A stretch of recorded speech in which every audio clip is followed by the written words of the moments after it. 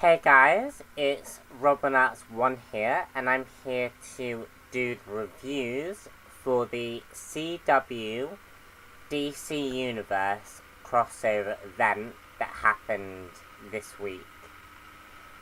I have got to say, this has been such a great crossover that I want to see some kind of variation of a Justice League TV show. This crossover event was awesome and a massive improvement from last year's crossover event, which was pretty good, and the year before. First off, the dialogue. The dialogue was brilliant. Back when The Flash and Arrow were just starting these crossover event type things, the dialogue always seemed off. And now we look at this crossover event with a multicast group of people and all sorts of storylines sort of blending really beautifully together. And you've got this dialogue which works. You know, all of the character interactions I absolutely loved. Pretty much everyone gets a moment to shine in this crossover event. So basically what happens in the story is Flash uncovers a Dominator ship, and it's basically the oncoming invasion of the Dominators.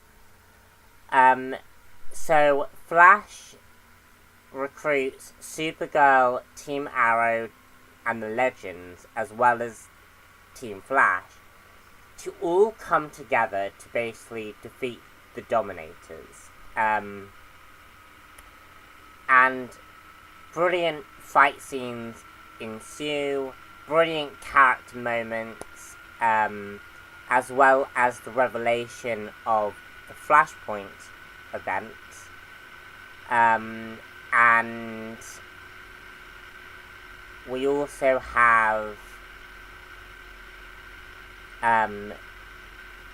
the 100 episode special of Arrow that also came out, and you then have the finale, which is basically Flash battles a bunch of people and the rest of his crew. So yeah, really great episode.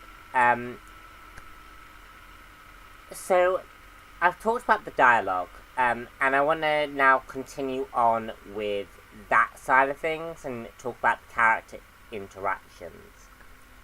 I thought the character interactions were so good. And we also now have our Trinity in the CW DC universe, or Arrowverse as people call it.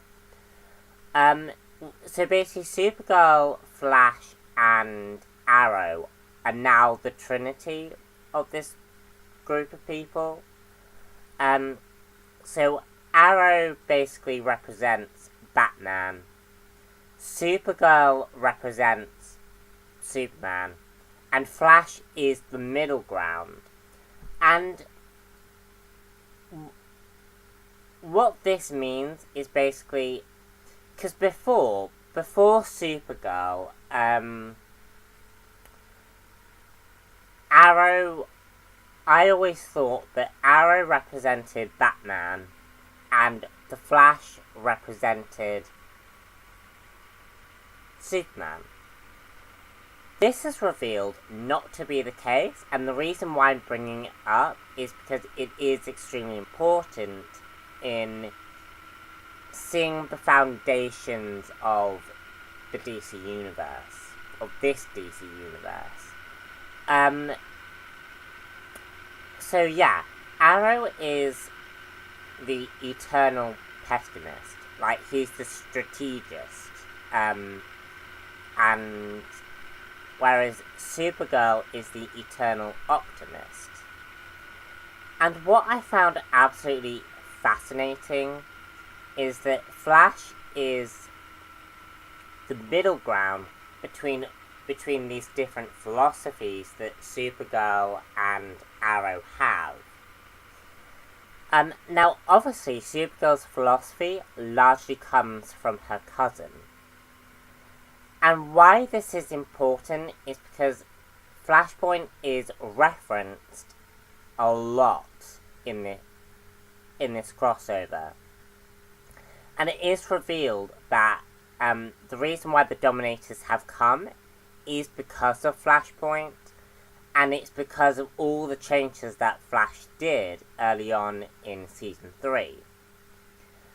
So Flashpoint has essentially become the reason why the Dominators exist.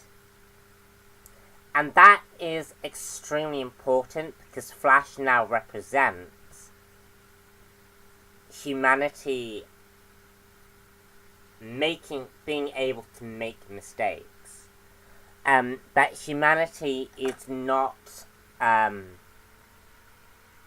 make mistakes. And that makes the Flash character so relatable. And that's what I really, really enjoyed, is that Flash had to own up to the fact that he messed up during Flashpoint. That Flash has messed with the timeline, and everyone else around him has also been affected by it. And it's important to know that,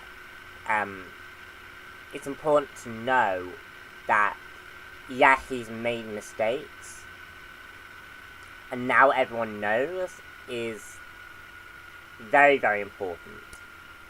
And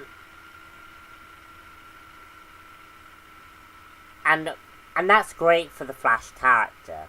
Not so great for the Legends, who are slightly hypocritical during these episodes. Because the reality is, the Legends of Tomorrow show basically create apparitions all the time.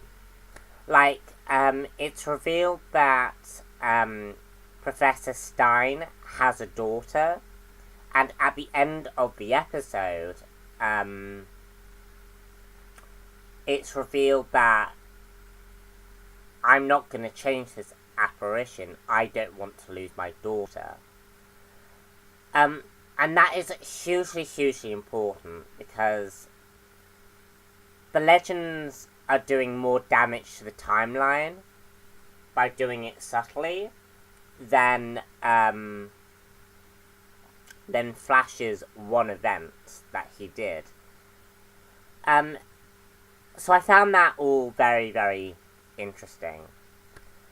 The 100 episode special of Arrow was really, really good.